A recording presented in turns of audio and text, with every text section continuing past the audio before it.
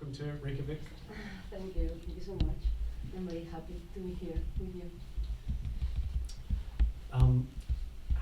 This Q&A is going to run for about 20 minutes. I'll start by asking Arantxa a few questions, and then I'll open up to the audience to hear any questions that you all might have. I hope that you do have some questions, because it's a fascinating film.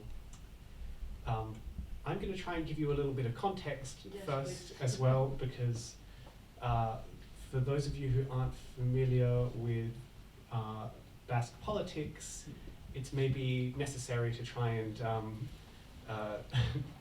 contextualize the film. The name 918 Nights is taken from the amount of time that Arantxa spent in prison. And Arantxa was imprisoned for being affiliated with or a member of a political party who is connected to the ETA. Can you tell us what the ETA? loosely. It's a long question. Yeah. Who were, let's say, who were? Can you just tell us the acronym? What's the acronym for ETA? Yeah, it's very complicated question because, and I don't have, my English level is very bad, so I'm going to try. So in the political past context, this political party, it wasn't connected with EAT, so it's more, there was a law who tells this connection, but it isn't like, it's, in one hand it was EAT, and the other hand it was this political party. Yes. But all of these political expressions, they were aligned with lefty context and independence context. So it's complicated. Yes. We need a lot of Q&As to explain the complexity, yes, the context. I think I can add a little bit more context though, which is just that the ETA is or was a pro-independence party. I don't know if they're still for the independence of the Basque region from Spain. Yeah. And they were judged to be a terrorist organization by the Spanish government. The EU considered them a terrorist organization. I can't tell you if Iceland does. They continue to have some sort of presence. There continues to be a resistance or a independence movement in the Basque country today, is that right? But at this time, which was, am I right in thinking it was 2009 or 2010 that you were imprisoned? 1007 from, yes. 2007, yes, Yes. from 2007 to around 2010. At this time, a lot of people were imprisoned, and you see documentation at the start of the film, which is both your personal documentation and documentation, am I right, about which political parties can be considered to be outlawed. Do we see documentation on that, or just your own? Yes, one question. We weren't terrorists. We weren't members of political party, so it's different. But what's your question? So no, I was just explaining that this is why why they were able to imprison people from these political parties was that they were considered to be terrorists by, or the Spanish government judged them to be terrorists, right? My question was more to do with the documents we see at the start of the film. Are these your own personal trial documents, or are there also some that are just generally about, documents that say these are the parties that are now outlawed? No, the document we see in the film, it's my personal archive, and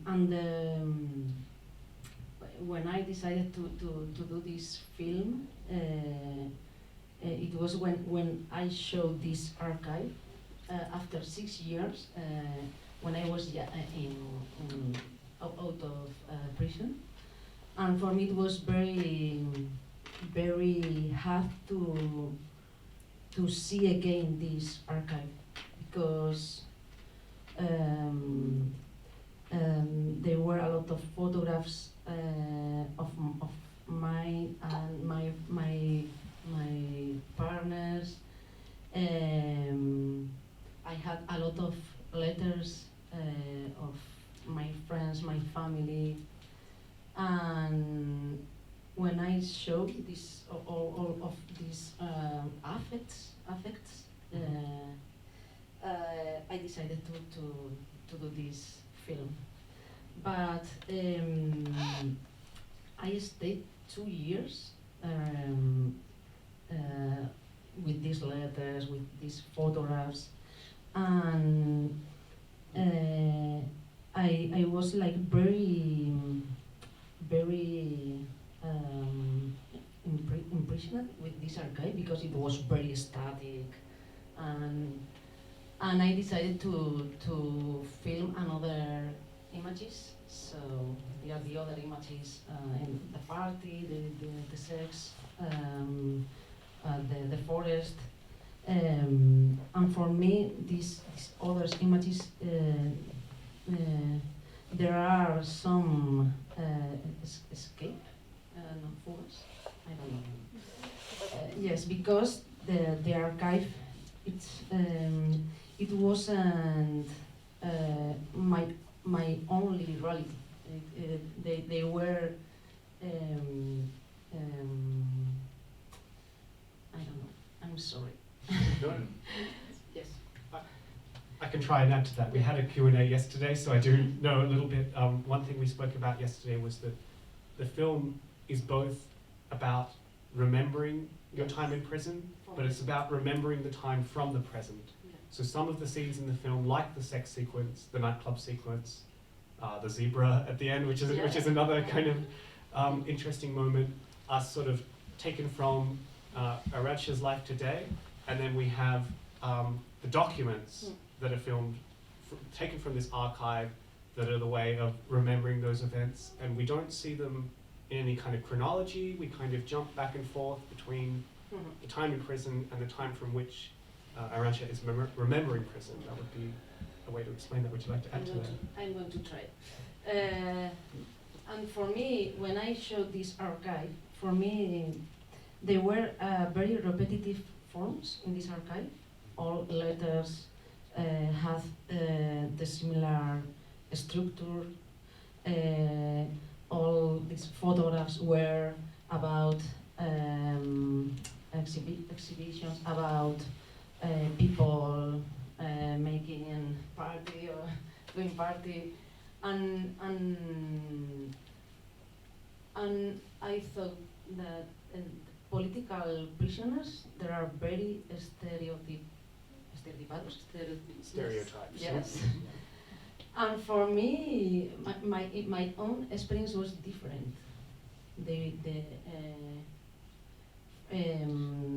I was part of this aesthetic, this world, but I had another experiences, another fields, another forms, and for me it was very important to enunciate a political prisoner in the past context in another way, maybe more complex.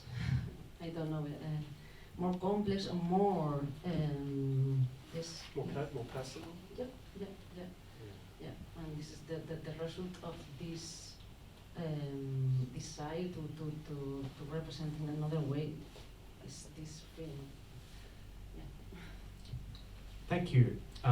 One thing that fascinated me that we spoke about yesterday is the detail with which you interrogate each of these photographs, particularly the photographs from the pool area, and the way that rather than just showing us the whole photograph in widescreen, as we say, you use a lot of zooming and panning to really kind of explore not the kind of figuration of the image, not what appears, but the very kind of matter within which the image is rendered. These are digital images, so we see all of the pixels. And then again, at the end of the film, we see the credits turn into pixels. So maybe you could tell us a bit about what you spoke about yesterday around your treatment of photographs and why the pixels become so salient. Yes, there are two photographs, kind of photographs. In one hand, there are photographs that people send me, and the other photographs are inside prison. It's very difficult to have inside prison photographs because there are forbidden. It's forbidden. Forbid. But in my case, I was in a very special prison. Well, I was in 5 different prisons, but one of these prisons was in Valencia, and the director was a I don't know how to say, but You said more progressive. progressist, yes. And it was permit yes, to take some photographs. And these photographs, for me, they are very, very special because you can see the prison inside, and this is very. I have a lot of friends, ex-prisoners, and they don't have any photographs. And for me, these 12 photographs, because I have 12 photographs, they were very important. They are very important because when you see the photograph, you can see a lot of details about prison, and it's not common. And for me, it was important, like To inside, dive, yeah. yes, go to inside the photograph, and now like in linear composition. So to go to inside the photograph, it was very important. And to go to inside the photograph, you have to augment, yes, yes, and To augment, to expand, yes, yes, yeah. And when you expand the photograph in a digital way, you have the pixel. And for me, it was like, wow, pixel, it's a good way to represent that. Yeah. Yes. And that was also the reason that we see the pixels again at the Yeah. in the credits. In the credits, yes.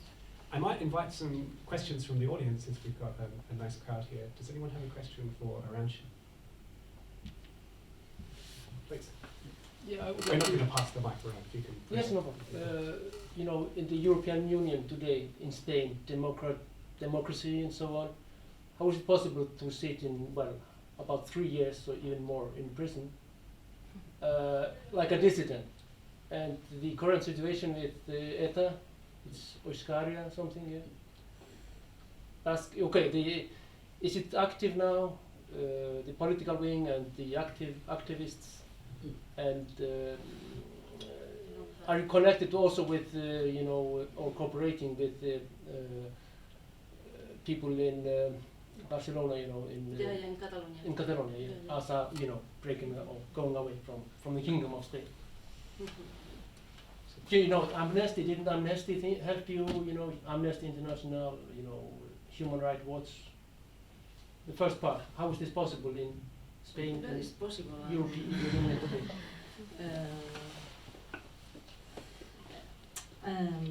I don't have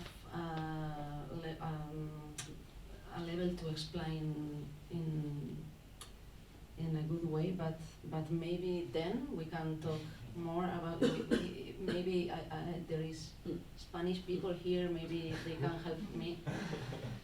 But yes, now right now there is some people in Catalonia in prison or esperando, waiting to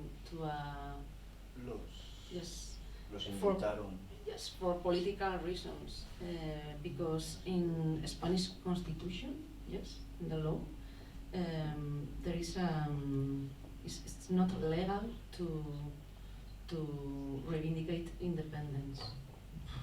Que es muy simple, la verdad. Más complejo, lo siento. But in Basque Country right now, there are prisoners from EAT. For political reasons, only political reasons, or people like me, we were members of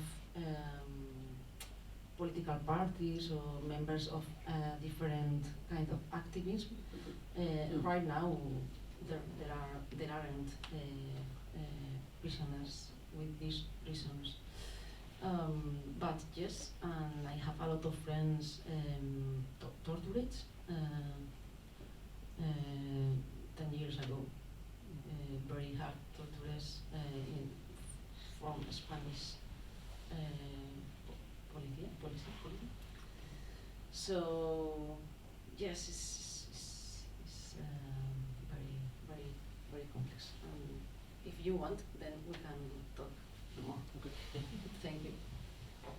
Maybe I can add to this just to help qualify. The only reason you were imprisoned was because you were a member of the party.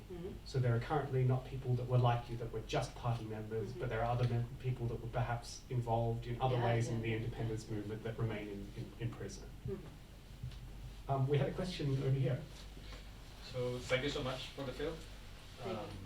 So it seems that when you went back home, you couldn't pay for the coffee, or there was a lot of presents, and you decided to go to Berlin. How do you feel now when you go back home? Is it the same, or do you still live in Berlin, or how do you feel? I feel strange, but for example, my friends, we were 10 friends in a group of friends, and 8 of us we passed from jail or from a situation like this, or tortures, or prison, or and now EAT, when EAT disappeared, have disappeared,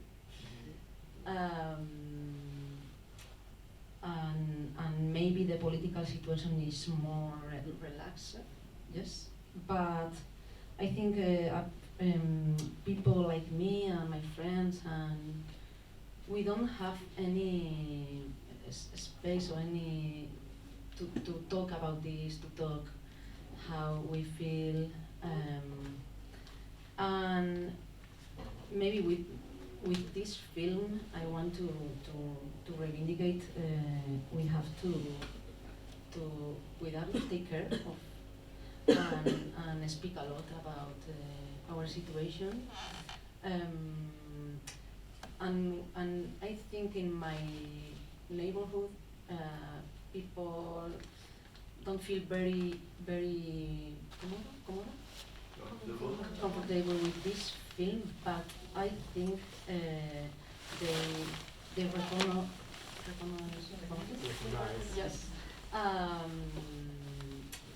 All of us, we have different yes. Mine, there are in the film, but I know there is other people who feels some uncomfortable feelings. I'm sorry.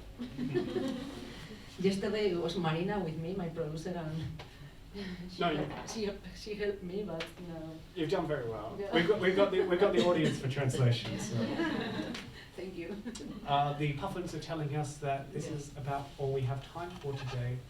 Before you leave, however, I wanted to mention that the following session in this cinema, that will start very soon, we will have it's a series of Spanish short films, and we'll have the world premiere of a film by Gabriel Azorin.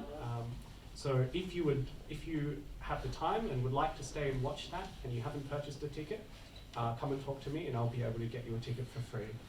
I hope that you'll make it. Arantha, can we please all thank the filmmaker for the wonderful film and Q&A.